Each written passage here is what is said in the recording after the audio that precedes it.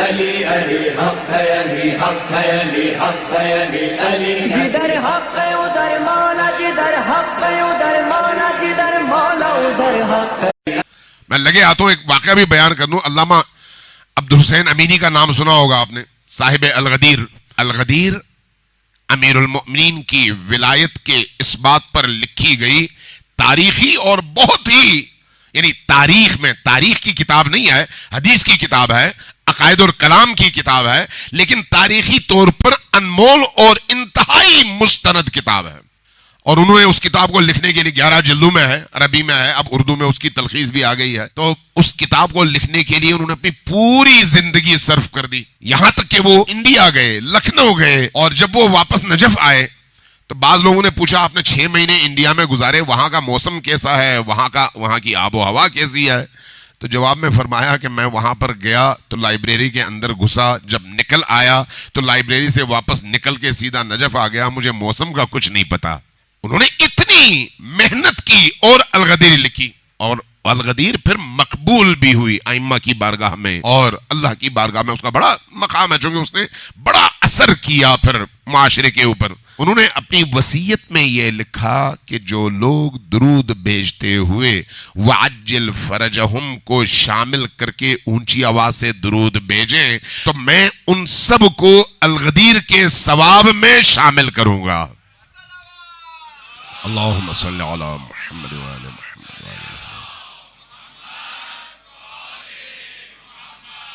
وعجل فرجہم محمد وآل محمد.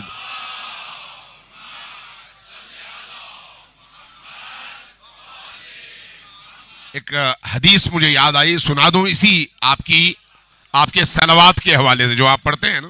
منازل الاخرہ کتاب ہے شیخ عباس قمی کی. شیخ عباس قمی صاحب مفاتیح الجنان، بہت جلیل القدر، بہت ہی معنویت والی ہستی. ان کی زندگی کے بارے میں لکھا گیا ہے کہ جب وہ اپنے گھر میں حجرے میں بیٹھے ہوتے تھے، حدیث لکھتے تھے، قال اللہ قال الرسول قال الصادق قال الباقر لکھتے چلے جاتے تھے، تو خواتین اپنے بیمار بچوں کو لے کر آتی تھیں ان کے پاس کہ ان کو شفا چاہیے. شیخ عباس قمی گلاس کے پانی میں اپنی انگلی ڈبوتے اور پھر دیتے کہ یہ اس بچے کو پلا دو. وہ پلاتے، بچے شفایاب ہو جاتے. جب بچے شفایاب ہو جاتے بعض لوگ پوچھتے کہ یہ کیا ہے، آپ نے نہ کوئی آیت پڑھی، نہ کوئی حدیث پڑھی، نہ کوئی دعا پڑھی، آپ نے اپنی انگلی پانی میں ڈالی اور اس کے بعد وہ دے دی.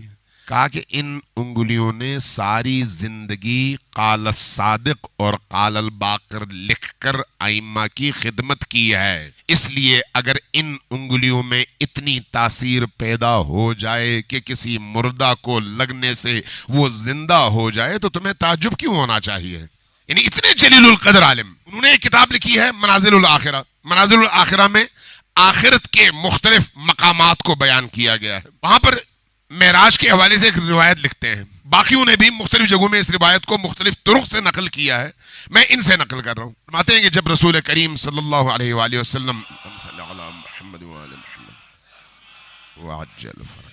معراج پر تشریف لے گئے تو مختلف مقامات اور آسمانوں سے ہوتے ہوئے ایک ایسے مقام پر پہنچے جہاں پر ایک فرشتے کو دیکھا. فرشتہ باقی فرشتوں سے بالکل مختلف تھا. تو اس کے اختلاف یا اس کے مختلف ہونے کی وجہ کیا تھی؟ روایت میں ہے کہ اس کے دونوں طرف باقی فرشتوں کے 2 پر ہوتے تھے، تو اس فرشتے کے دونوں طرف 10,000 ہزار بازو تھے. ادھر بھی 10,000 بازو اور ادھر بھی 10,000 بازو. ہر بازو کے آگے 10,000 ہزار ہاتھ تھے، ہر ہاتھ کے آگے 10,000 ہزار انگلیاں تھیں.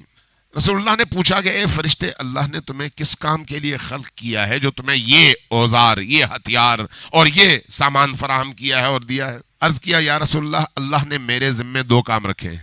ایک یہ کام ہے کہ میں جب سے زمین کو خلق کیا گیا ہے میری ذمہ داری یہ ہے کہ زمین پر گرنے والے بارش کے قطروں کا حساب رکھوں، اس لیے یہ اوزار مجھے دیے گئے ہیں. اس کے تحت جب کبھی زمین کے کسی کونے پر بارش ہوتی ہے تو میں اس کا حساب رکھتا ہوں. اس وقت مجھے معلوم ہے کہ دریاؤں پر کتنے قطرے گرے، سمندروں میں کتنے گرے، ریگستانوں میں کتنے گرے، جنگلوں میں کتنے گرے، آبادیوں میں کتنے گرے. ساری بارش کے قطروں کا حساب کل اس تاریخ زمین میں میرے پاس موجود ہے. تمہارا دوسرا کام کیا ہے؟ عرض کیا یا رسول اللہ، اللہ نے مجھے حکم دیا ہے کہ جب کسی محفل میں آپ پر اور آپ کی آل پر لوگ درود بھیجیں تو اس درود کا ثواب رکھوں۔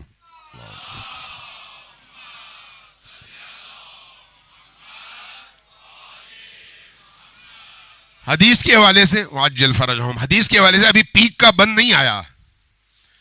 عرض کیا یا رسول اللہ، میرے ذمے یہ ہے کہ جس محفل میں آپ اور آپ کی آل پر درود بھیجا جائے، درود پڑھی جائے، اس محفل کا ثواب گنوں۔ اور اس کے بعد عرض کیا یا رسول اللہ، آج تک جس کے پاس تمام عالم پر گرنے والے بارش کے قطروں کا حساب ہے میں ہوں، لیکن میرے پاس آج تک کسی ایک محفل میں پڑھی جانے والی صلوات اور درود کا حساب نہیں ہے۔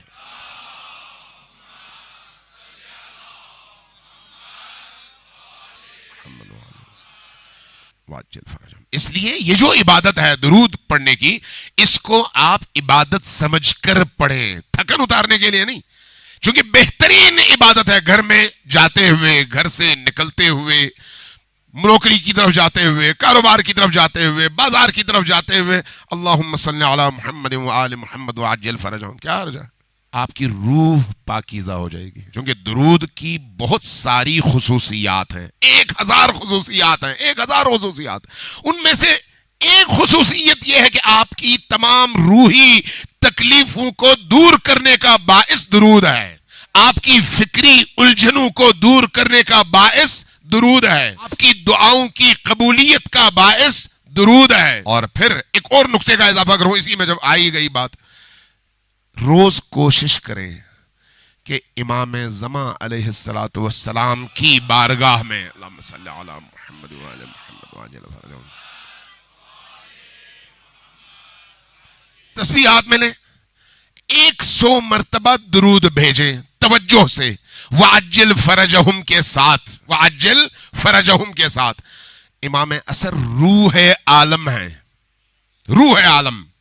اگر عالم کا کوئی نظام چل رہا ہے تو اس کی روح، اس نظام کی روح کو امام اثر کہتے ہیں۔ جب آپ اپنی طرف سے 100 بار درود پڑھ کر وعجل فرجہم کی دعا کے ساتھ، توجہ کے ساتھ اس بارگاہ میں ہدیہ کرتے ہیں تو ان کی توجہ بھی آپ کی طرف مبذول ہوتی ہے اور آپ کی زندگی کو نورانی کرنے کا باعث بنتی ہے۔ صلوات بھیجیں پر محمد و آل محمد۔